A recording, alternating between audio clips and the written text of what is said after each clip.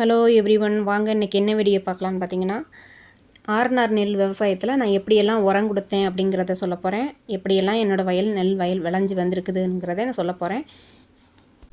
இந்த வீடியோ எல்லாமே பார்த்திங்கன்னா ஏற்கனவே எடுத்து வச்சுருந்த வீடியோங்க. இப்போ வந்து நான் வாய்ஸ் ரெக்கார்டு பண்ணிக்கிட்டு இருக்கிறேன்.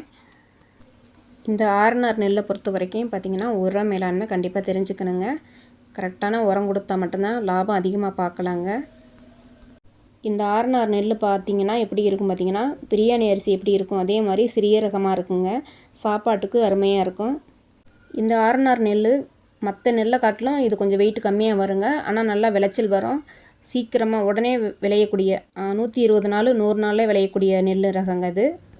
உரம் எந்த அளவுக்கு அதிகமாக கொடுக்குறோமோ அந்தளவுக்கு பார்த்திங்கன்னா நல்லா தலைச்சல் வரும். நல்லா நெற்கதிர் வருங்க. ஆனால் எந்திரிச்சு நிற்கவே நிற்காது, அப்படியே படுத்துரும். பாய் போட்டு விரிச்ச மாதிரி படுத்துருங்க. அப்போயெல்லாம் பார்த்திங்கன்னா கருதே அறுக்க முடியாது. ஒவ்வொருத்தர்லாம் பார்த்திங்கன்னா 2 உரம் கொடுத்துருக்காங்க. அவங்க வயல் தாங்க பாதியும் படுத்திருந்தது. ஃபுல்லாகவே பார்த்திங்கன்னா தண்ணியில் இந்த வருஷம் கொஞ்சம் தண்ணி அதிகமாக இருந்தது. கம்மா ஃபுல்லாக எதிர்த்துருச்சுங்க, கடலுக்கு போகலை. அடுத்த கம்மா திறந்து விடலைங்க. அதனால் எதிர்த்ததுனால வயக்காடு ஃபுல்லாக தண்ணி ஆயிடுச்சு. நெற்கதிர் ஃபுல்லாக தண்ணியிலே படுத்துருச்சுங்க. அவங்க எல்லாமே அதிகமாக உரம் போட்டதுனால. இந்த வருஷம் பார்த்திங்கன்னா எல்லாருமே புது நெல்லாக விதைச்சிருந்தாங்க. எங்களுக்கு தெரியலை. கோயம்புத்தூர்லேருந்து வீட்டுக்கார் போன உடனேயே பார்த்திங்கன்னா ஆர்என்ஆர் நெல் மட்டும்தான் பக்கத்தில் விதைச்சதுனால விதைச்சிட்டு வந்தாங்க. அதே நானும் விதைக்க சொல்லிட்டேன். பக்கத்து வயல்லாம் பார்த்திங்கன்னா புதிய ரகம் போட்டிருந்தாங்க. ஆனால் அதே நாள் தாங்க 120 நாள் தான். அது தெரிஞ்சிருந்தால் முன்னாடியே போட்டிருக்கலாம். அந்த நெல்லுக்கும் இந்த ஆர்என்ஆர் நெல்லுக்கும் என்ன வித்தியாசம் பார்த்திங்கன்னா, அதில் 40 மூடை வருதுன்னா ஆர்என்ஆரில் 20 மூடை தாங்க வரும். நான் விவசாயம் பார்த்து 5 வருஷம் ஆச்சுங்க. 5 வருஷத்தில் வரைக்கும் இந்த நெல் ஆர்என்ஆர் நெல் மட்டும்தான் நான் பயன்படுத்தி விவசாயம் பார்த்துருக்குறேன். மற்ற நெல் ரகம் நான் எதுவுமே நான் போடலை. இனிமேல் வந்து புதிய ரகம் போட்டால் மட்டும்தான் எப்படின்னு தெரிய வரும். எனக்கு பார்த்திங்கன்னா அந்த ஆர்என்ஆர் நெல் பார்த்திங்கன்னா ரொம்ப ஈஸியாக இருக்குங்க விவசாயம் பார்க்குறதுக்கு. வரப்போ மட்டும்தான் சுற்றி வருவேன். ஆனால் நல்லா விளைஞ்சிரும் அப்படின்னு தான் நான் நினச்சிக்கிட்டு இருக்கிறேன். அது ஈஸி தாங்க, உண்மையிலே ஈஸி தாங்க. நெல்லுக்கு பார்த்திங்கன்னா முக்கியமாக வந்து நம்ம பருவம் தாங்க. அந்த பருவத்தை தாண்டினா எதையுமே நம்மளுக்கு லாபம் பார்க்கவே முடியாதுங்க. அந்த பருவத்தோடு பார்க்குற வேலையை பார்த்துட்டோம்னா கண்டிப்பாக லாபம் எடுக்கலாங்க. இந்த வருஷம் கொஞ்சம் கஷ்டப்பட்டேங்க. என்னென்னு பார்த்திங்கன்னா, கொஞ்சம் என் வீட்டுக்கார கணவர் விதைச்சதில் பார்த்திங்கன்னா கொஞ்சம் பாதி இடம் நெல் முளைக்கவே இல்லை. அப்படின்னு பார்த்திங்கன்னா கனமழை தெப்பக்குளம் மாதிரி பேஞ்சிருச்சுங்க, நின்றுருச்சு. அதனால் வந்து தண்ணி நிற்கிற இடம் ஃபுல்லாக முளைக்கவே இல்லை பயிர். அந்த இடம் ஃபுல்லாக பறித்து நடுற மாதிரி ஆயிடுச்சுங்க. அதனால் எனக்கு இந்த வருஷம் கொஞ்சம் வேலைகள் அதிகமான கொஞ்சம் செலவு, கொஞ்சம் வேலைகள் கொஞ்சம் இழுத்துருச்சுங்க. இன்னொரு காரணம் என்னென்னு பார்த்திங்கன்னா, மழை கொஞ்சம் விதைச்ச உடனே மழை பெய்யுதுங்க. பெஞ்ச உடனே ஒரு 10 நாள் 15 நாள் வரைக்கும் மழையே இல்லாமல் அப்படியே காய போட்டுருதுங்க. கரையை ஃபுல்லாக வெட்டுற அளவுக்கு வந்து அதுக்கு பிறகு தாங்க மழையே பெய்யுதுங்க. மழை பெஞ்ச உடனே உரத்தை போடுவோமா, பயிர் இல்லாத இடம் பார்த்து நடுவோமா அப்படின்னு எந்த வேலை பார்க்குறதுங்க. அதனால் நான் என்ன பண்ணுவேன் பார்த்திங்கன்னா, ஒரு வயலில் பார்த்திங்கன்னா பயிர் இல்லை அப்படின்னா அந்த வயலில் லேசான உரம் கொடுத்துருவேங்க. இப்போ இன்னொரு வயலில் பறித்து நடுற வேலையை பார்ப்பேன். அந்த வயல் நட்டு முடிச்சாப்புல அதில் லேசான உரம் போடுவேங்க. இப்படி தாங்க நான் உரம் கொடுப்பேன். அதிகமாக உடனே எடுத்த மாதிரி அதிகமான உரம் கொடுக்க மாட்டேன். ஆர்என்ஆர் நெல்லை பொறுத்த வரைக்கும் அதிகமாக உரம் கொடுத்தோம் அப்படின்னா சாஞ்சிடும். இதெல்லாம் நட்ட ஏரியாங்க. இதெல்லாம் நல்லா நட்டமே நிற்கிது பாருங்கள். நல்லா நெற்குது, நல்லா வாங்கியிருக்குது, குலை வாங்கி பறிஞ்சிருக்குது. நடுறதுக்கு வேலையே இல்லை. எல்லாமே எல்லா பக்கமும் பயிர் இருக்குது அப்படின்னா ஒரே உரம் மட்டும்தாங்க கொடுப்பேன். அடிக்கடி உரம் கொடுக்க மாட்டேன். அதுவும் லேசாக தாங்க காட்டுவேன்.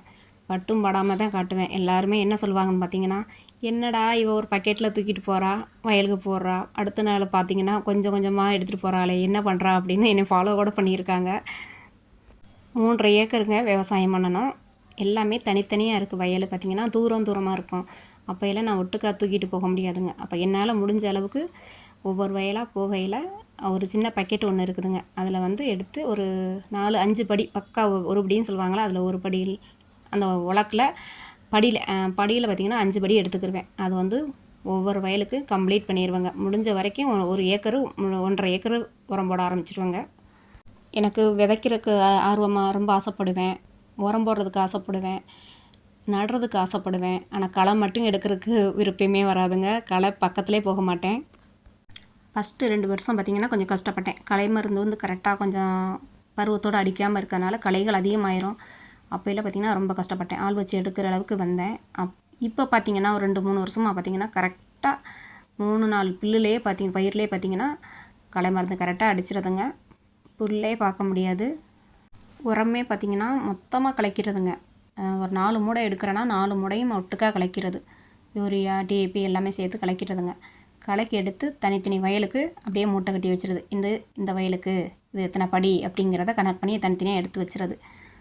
இது எப்போ இந்த மொத்தமாக இது கலக்குவேன் அப்படின்னு பார்த்திங்கன்னா, பறித்து நட வேண்டிய வேலையே இல்லை, கரெக்டாக உரம் கொடுத்தா மட்டும் போதும் அப்படின்னு நினைக்கையில் மட்டும் இந்த மாதிரி ஒட்டுக்காக கலக்கி வச்சுக்கிருவோங்க. இந்த வருஷம் வீடியோ ஷார்ட்ஸில் பார்த்துருப்பீங்க. நட்டுக்கிட்டு வரையிலேயே பின்னாடியே பார்த்திங்கன்னா ஒரு பக்கெட்டில் உரம் வச்சுருப்பேன் வயலில். ஷார்ட்ஸில் பாருங்கள், கண்டிப்பாக அந்த வீடியோ பாட்டு போட்டிருப்பேன். நட்டு முடித்த உடனே உரத்தை தூவிட்டு அந்த ஏரியா ஃபுல்லாக தூவிட்டு வந்துடுவாங்க. அவ்வளோதாங்க. என்னோடய குடும்ப எதிர்ப்பை மீறி நான் விவசாயம் பார்த்துக்கிட்டு இருக்கேன். எங்கள் வீட்டில் யாருமே அனுமதிக்கலைங்க. ஆனால் என்னோடய விருப்பப்பட்டு நான் விவசாயம் பார்க்குறேன். எனக்கு அந்த விவசாயம் பார்க்குறது ரொம்ப பிடிச்சிருக்குது. நான் வந்து விவசாய குடும்பம் தான், என் கணவரும் விவசாய குடும்பம் தான். எனக்கு விவசாயமே வேணான்னு சொல்லிட்டு நான் வந்தேங்க கோயம்புத்தூர். ஆனால் இப்போ பார்த்திங்கன்னா நான் விவசாயம் பார்க்கணும் அப்படின்னு ஆர்வத்தோடு எனக்கு இருக்கிறேன். இந்த விவசாயம் பார்த்திங்கன்னா ஒரு போக மட்டும்தான் எடுக்க போகிறோம். நம்ம வந்து வருஷம் ஃபுல்லாக அந்த நெல் விவசாயம் எடுக்க முடியாதுங்க. வடகிழக்கு பருவமழை எப்போ வருதோ அப்போ மட்டும்தான் நம்ம விவசாயம் பார்க்க முடியும். கோயம்புத்தூர்லேருந்து நான் வரையிலே பார்த்திங்கன்னா அந்த பசுமையை ரசிக்கையில் அவ்வளோ அருமையாக இருக்கும். ஃபஸ்ட்டு வந்த உடனே பார்த்திங்கன்னா வயலுக்கு வந்துடுவேன். காலையில் ஏதாவது வரையிலே டீ அந்த மாதிரி எதாவது வாங்கிட்டு வந்துடுறதுங்க. சாப்பிட்டுட்டு வயலுக்கு வருவேன். ஒவ்வொரு வயலுக்கும் வந்து திரும்பி போகிறதுக்கு 12 1 மணி ஆயிரும். காலையில் 9 மணிக்கு நான் வயலுக்கு வரேன் அப்படின்னா திரும்பி போகிறதுக்கு 1 மணி 2 மணி ஆயிருங்க. தொடர்ந்து நம்ம சேனலை வாட்ச் பண்ணிக்கிட்டே இருங்க.